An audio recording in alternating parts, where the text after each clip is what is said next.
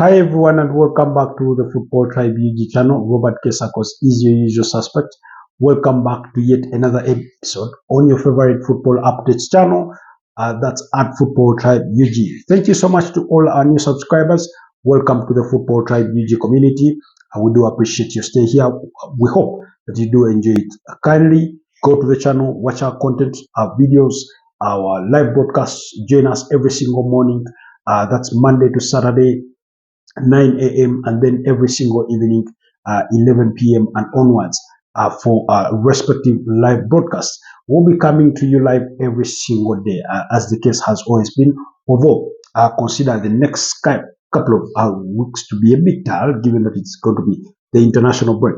Anyways, the transfer window is officially closed for the Premier League, and we are here to rate who had the best transfer window among the top six. Now, I know it's a whole 20 Premier League teams, but for now we will focus on the top six. Who are those top six clubs that will be rating on how they did perform in this transfer window? We'll be looking at Liverpool, Arsenal, Manchester United, Tottenham Hotspurs, Manchester City, and Chelsea. Those are the teams that we will be rating on who had the best transfer window. Without wasting any single point or single minute for you, arguably for me, it is Liverpool that had the best transfer window. I mean, yes, could they have done better? Of course, yes. And they almost did better in trying to get Marquez, but that deal did collapse at the very, very last minute. So that's why I gave them a 9 out of 10 performance. My rating for that is based on their incomings as well as outgoings. Outgoings are found those to be a significant portion in terms of the overall kind of transfer business that these clubs have made, and you will understand why. For example, Liverpool have managed to bring in Alexander Isak. I mean, that's a dream signing for any top club. Alexander Isak for 130 million pounds. Bringing in Giovanni Leoni from Parma, that's the defender, for 27 million pounds. Bringing in Hugo Ekitike from Eintracht Frankfurt for 79 million pounds. Now that's guaranteed fees and expected add-ons all combined. Freddie Woodman joining from Preston North End as a free agent. They brought in Florian Wirtz for 116 million pounds from Bayer Leverkusen, which means that Liverpool, on 2 occasions in the same transfer window, have broken their transfer record fee and also broken the British transfer record fee, because what we had it at was at 115 million pounds, I believe, for Moises Caicedo leaving Brighton and Hove Albion to join Chelsea. That was, I think, in 2023, in the summer of 2023. So for Liverpool to make such a huge bet, to break the record transfer window twice in regards to Liverpool history and the Premier League overall at least once, for me is quite remarkable. Milos Kakes did join the Reds from Bournemouth for 40 million pounds, while Amani Pasi Pessi joined from Puskas Academia.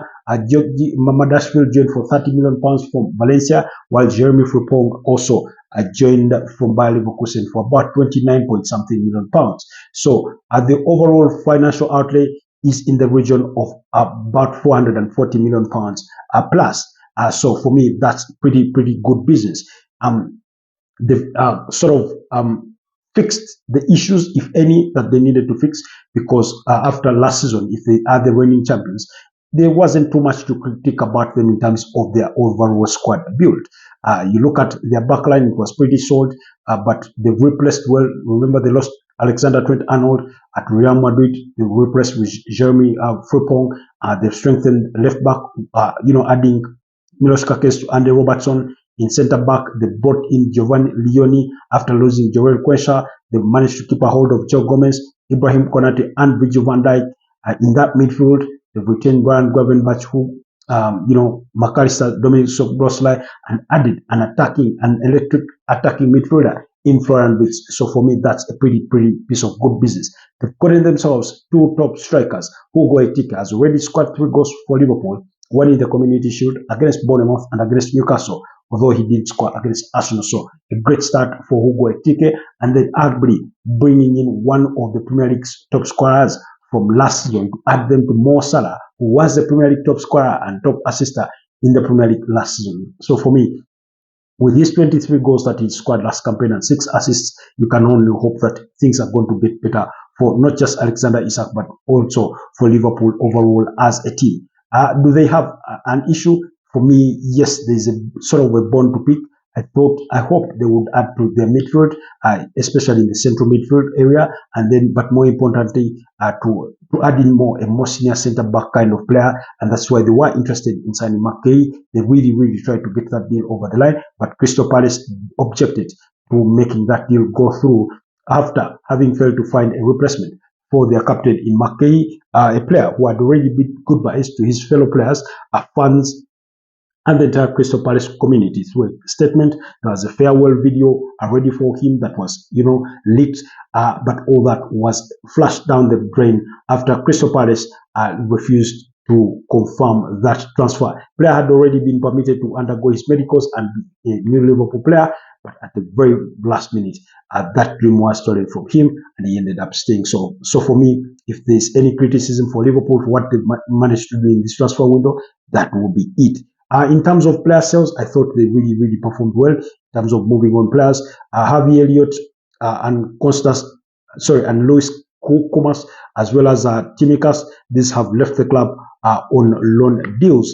They've left the club on loan deals, but when you look at the sales, a player that they were on verge of losing for free, Alexander Trent-Arnold, managed to get some £10 million for him when Real Madrid sought to have Liverpool cancel his contract so that he could represent Real Madrid at the FIFA Club World Cup. You look at, Lewis has £70 million. Actually, it's not £70 million because it is 70 million euros that they've managed to get for him, plus 5 million euros in expected add-ons. So you can call it a 75 million euro deal. Beautiful piece of business. Jorel Quesa to Bayer Leverkusen for 35 million pounds. You look at Darwin Nunes for 46.3 million pounds. Now, these figures are according to the Telegraph UK. So, in case you have any contestation to them, a player like Ben Doak joining Bournemouth for 25 million pounds. Kaumen Kelleher joining Brentford for 18 million pounds. All that's great piece of business. Tyler Morton going to Lyon, great piece of business for 15 million pounds. So they did excellently well in recruiting, but also they did immaculately well in selling players because their net sales are in the excess of 200 million pounds. So that's why when it comes to net spend, you'll find that Liverpool, that there are clubs that have spent more than Liverpool when it comes to net spend. In number 2 for me is Chelsea. Now, a lot of people that have been having these discussions with, engagements with, have disagreed with my opinion on this one. But for me, predominantly, what brings Chelsea, because I was torn between Arsenal and Chelsea on who takes the number 2 slot. And the thing that saw Chelsea get the advantage over Arsenal is because of how Chelsea managed to sell players, of how Chelsea managed to move on excess baggage, on how Chelsea were ruthless in letting go of players. Of course, they burnt their fingers here and there with a few of those deals, but that notwithstanding, they really moved on players really well. So for me, that's what puts them in second. But let's look at their incomings. They brought in Liam Delap from Ipswich Town for 30 million pounds, William Estaval from Pyramides for 29.1 million pounds, Dario Estugo from Sporting CP, but last season he was playing at Las Palmas on loan. So that's when they go to sign him. So if you've caught me saying he's from Las Palmas, do not fault me on that. But yeah, Mamadou Sarr from Strasbourg for 12 million pounds, Joao Pedro from Brighton and Hove Albion for 60 million pounds, Jamie Gittens from Borussia Dortmund for 48.5 million pounds, Kenneth Pierce from Independiente for 17.3 million pounds has been sent out on loan to Strasbourg. Joel Hato from Ajax, one of the most underrated signings in this transfer window, and Alejandro Garnacho from Manchester United for 40 million pounds, as well as Facundo Penanote from Brighton and Hove Albion. The net spend is their overall spend is about 290 million pounds plus, depending on where you gather your figures from. Now, when it came to selling players or letting go of players, now there's a good number of these that are loan deals. There's a good number that have gone for, shy fees, like Kepa Arrizabalaga going to Arsenal for 5 million pounds, Bashir Humphreys going Humphreys, going to Burnley for 88 million pounds. Now, different sources are going to quote different figures because according to Sky Sports, that deal for Humphreys is about 10 million pounds. So you will please bear with me on that. Then Marcus Bettinelli to Manchester City for 400,000 pounds. Madueke to Arsenal for 52 million pounds. George Petrovic to Bournemouth, the goalkeeper, 25 million pounds. Joao Felix to Al Nassr for 43.7 million pounds. Matthias Amago to Strasbourg for 12 million pounds. You look at Samuel Smith to Strasbourg for 6.5 million pounds. Keenan Brisbane Hall to Everton for 28 million pounds. Leslie Ugochukwu to Burnley for 23 million pounds. Amando Broja to Burnley for 20 million pounds. Renato Viega to Villarreal for 26 million pounds.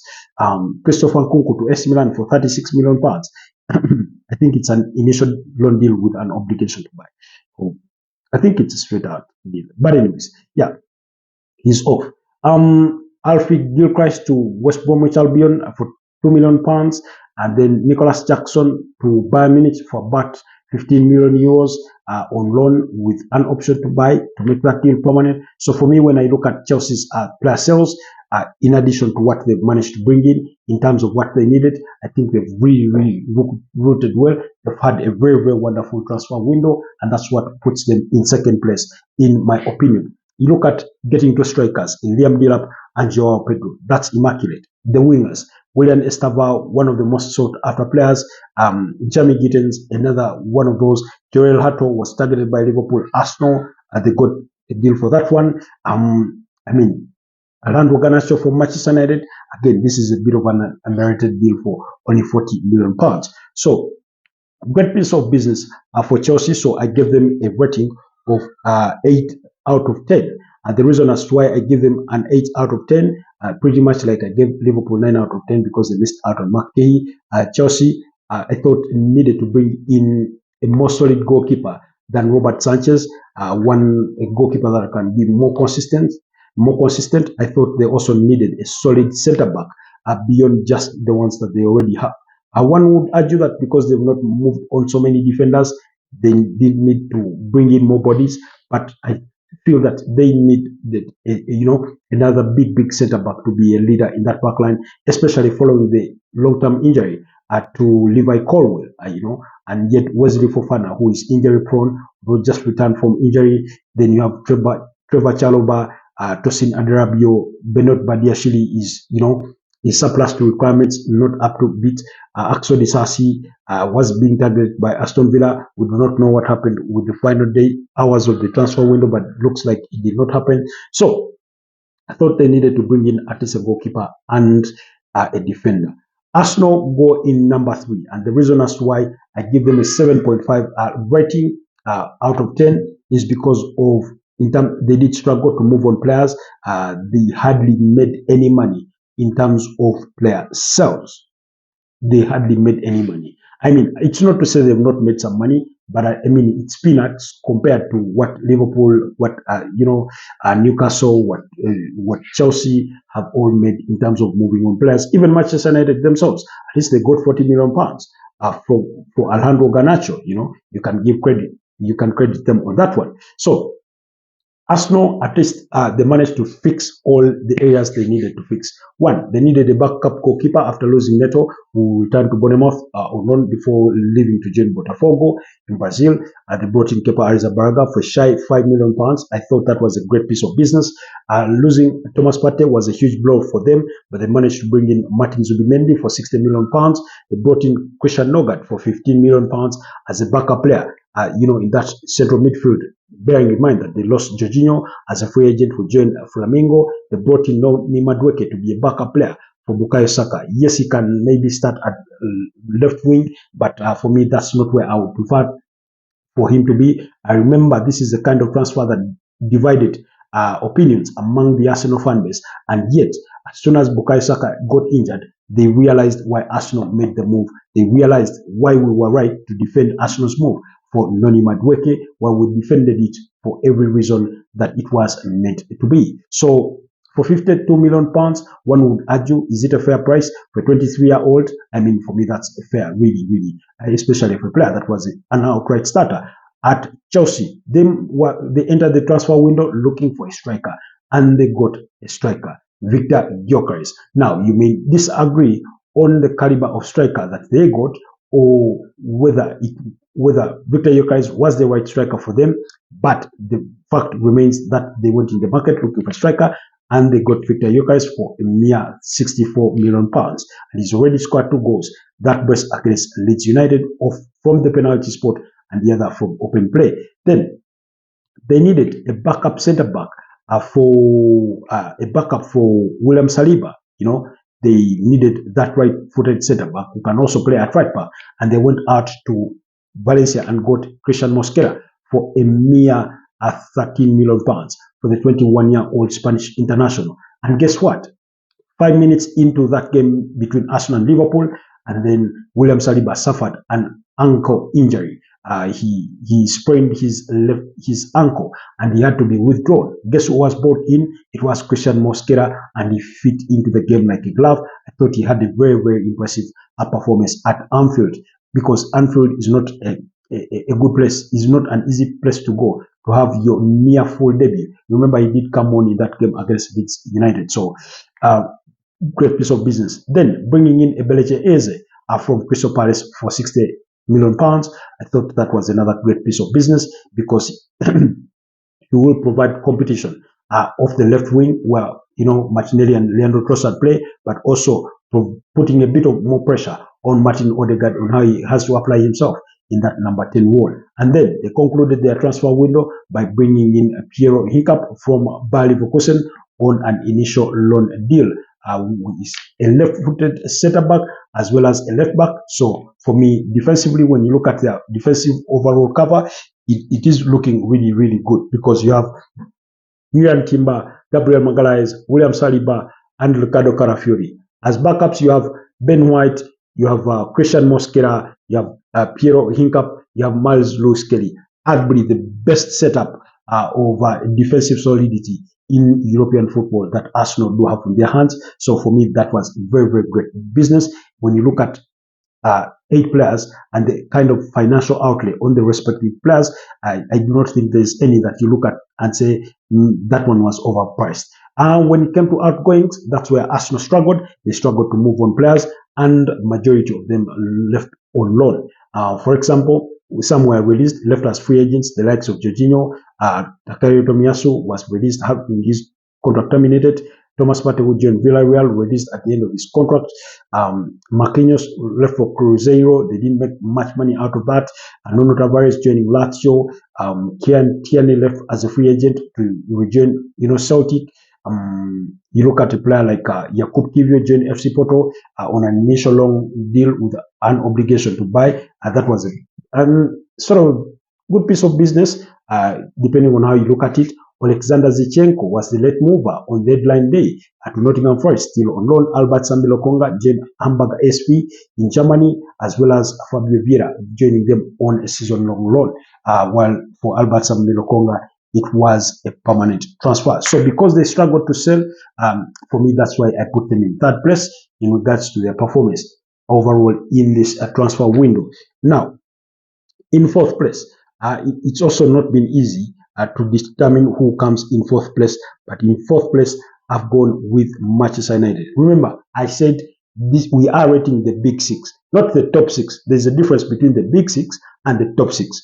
Top 6 refers to the 6 teams that finished in the 6 places on the Premier League table last season. When we talk about the top 6, we're talking about the traditional top 6. And we remember it was the traditional top 4 of Arsenal, Chelsea, Liverpool, and Man United.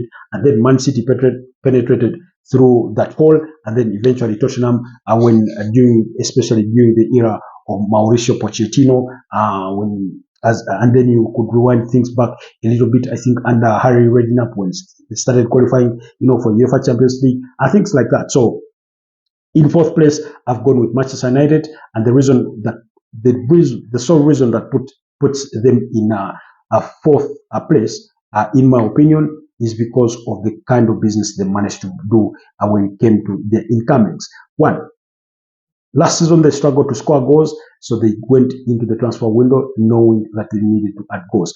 They bought players that are capable of scoring goals. Matthias Cunha from Wolverhampton Wanderers for £62.5 million. They brought in Bryan Mbeumo for £71 million from Brentford. Benjamin Sesko, a striker from RB Leipzig for £73.7 million. And then, after getting that done, they looked to their backline and they needed a goalkeeper. They signed Senne Lammens from Royal Antwerp for about £18.2 million. That deal got done on deadline day. And then they also signed Diego Leon from Cerro Porteño there in Paraguay for about £7 million. So great piece of business. However, I do have a fair share of criticism because I thought they needed maybe to bring in a number 8 kind of midfielder. They were interested in Carlos Baleba. He's more of a holding midfielder, but they still could not get a deal done for that one. Then when it came to the outgoings, they did not move on so many players in terms of actual sales. A majority of them are loan deals, as well as those that were released at the end of their contracts, like Christian Eriksen, Johnny Evans, Victor Lindelof, and then managed to sell Alejandro Garnacho for £40 million, Anthony Raya Betis for about £21.6 million, and then, of course, moving on Jadon Sancho to Aston Villa on a season-long loan deal. So for me, overall, that is why I have them in 4th place. In 5th place,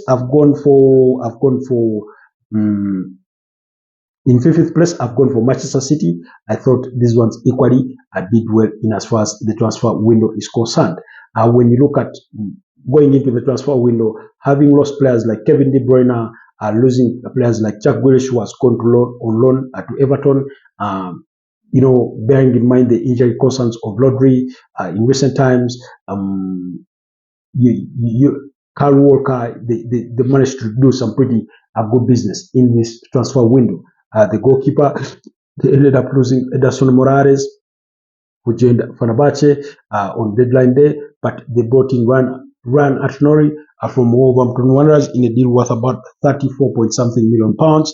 They brought in Tijan Riendas for about 46.6 million pounds from AC Milan. They brought in Marcus Bettinelli as the third choice goalkeeper from Chelsea. They brought in Ryan Cherki from Lyon for about 30 million pounds. They brought in Sivray Nipan, I hope that's how it's pronounced, but from Rosenborg for about 12.5 million pounds. They brought in James Trafford from Burnley for about 30 million pounds, and then on deadline day they brought in Gianluigi Donnarumma from PSG. That's the 26-year-old Italian goalkeeper. Now, those two are a bit of a step into the unknown because we know how Pep Guardiola loves his goalkeepers to be ball-playing goalkeepers, not just ball-playing goalkeepers, but also very, very skillful at it.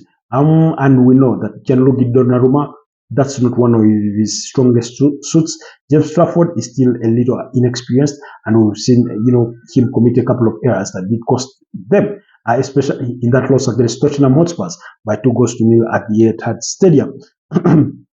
But I thought those were good additions. Remember, Manchester City were only building up onto what they had managed to secure in January when they brought in Kushanov, Nico Gonzalez from FC Porto, when they brought in Omar Mamouche, when they brought in Victor Reis. So really, as Pep Guardiola continues with his Manchester City rebuild. When you look at some of the outgoings, like I said, Ederson Moraes joining Fenerbahce, Ilkay Gundogan joining Galatasaray on deadline day. So some of you may have missed them. James McAtee, left hand, joined Nottingham Forest for about 30 million pounds. They signed,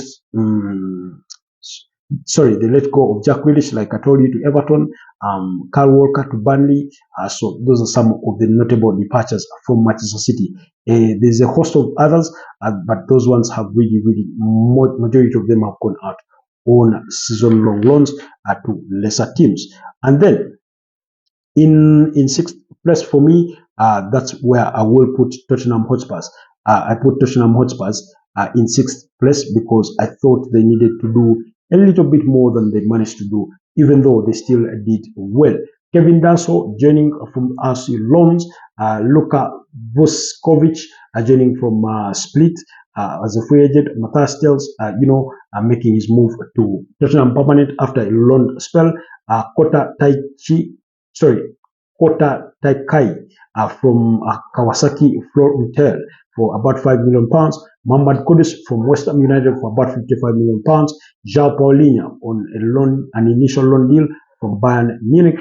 Xavi Simons, this was a surprise move because we knew Chelsea were all over that deal, but it was Tottenham Hotspur that managed to get it over the line in a deal worth about £51 million. Then Rando Kolomwani joined them on loan from Paris Saint-Germain. Those were pretty good pieces of business. In terms of player sales, they did not make that much, but they managed to move on Pierre-Emile Højbjerg. Juves Bissouma was supposed to move to Turkey, to Galatasaray. I do not know if that deal was confirmed to have been successful. And then, of course, the other sale was Josh Kelly joining Luton Town, while some have been releases and others loan deals for outgoings. Fraser Foster, Sergio Reguilon, Alfie Whiteman had some of those that were released, while majority of the youngsters did leave, to go on loan. Like, for example, Mickey Moore joining Rangers. So for me, I put Tottenham Hotspur 6. Some of the honorable mentions in as far as the best performers of the transfer window go, I think we owe Nottingham Forest a key mention because I thought they did really, really well in this transfer window. When you look at the players that they were able to bring in, Igor Jesus from Botafogo, Gia Cunha, Danny Ndoye, Cherif Ayaya, Omari Hudson, James Marketing, Calmuendo from Stade Rennes, Douglas Luiz from Juventus, the Alexander Zichenko on loan from Arsenal.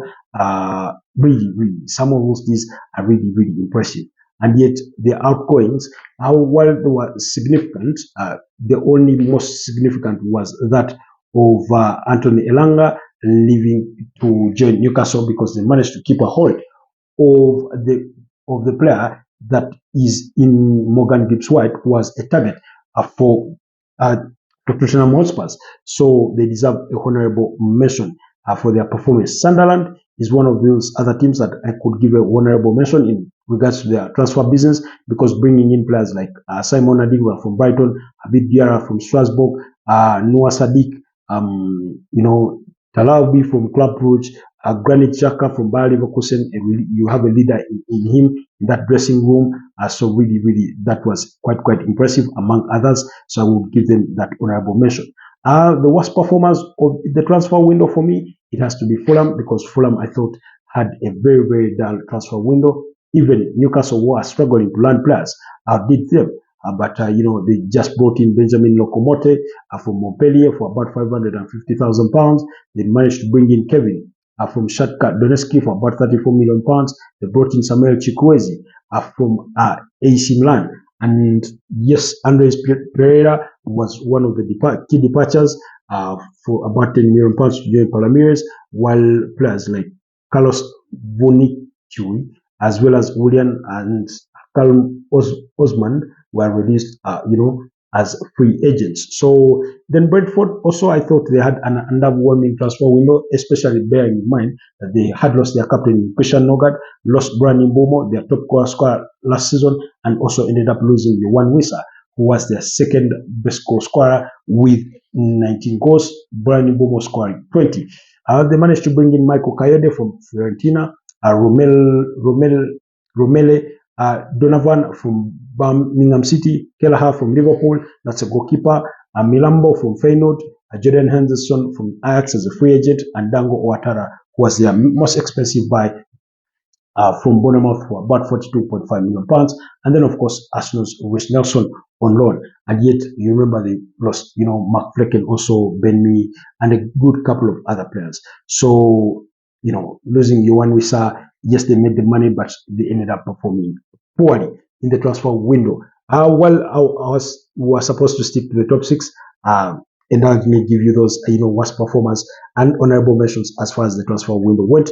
Otherwise, it's been a pleasure doing this with you. Do not forget to like this video, leave a comment under this video. Do not forget to share it. Also subscribe to the channel if you're new. Otherwise, stay blessed, and I'll see you guys next time. Bye bye for now.